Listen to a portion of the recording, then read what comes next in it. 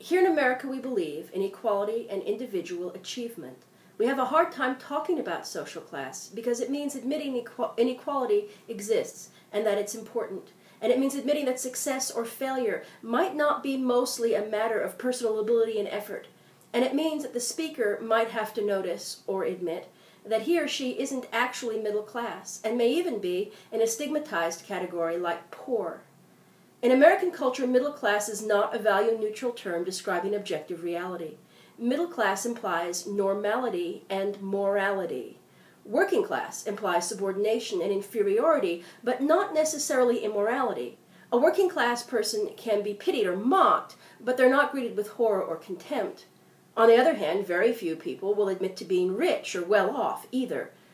Our egalitarian values encourage us to play down differences and claims of superiority. Poor, though, in the common discourse, usually implies lazy or stupid or both, and there's also frequently the assumption that anyone who is poor is abusing the system. You know, a deadbeat leech who's content to be supported by the hard work of others. In mainstream discourses, to be poor is to be at fault for one's own poverty and immoral. We have a lot of stereotypes about the poor, that the poor are lazy, that poverty only happens to people that deserve it, and that if a person is poor, they will always be poor. These are lies.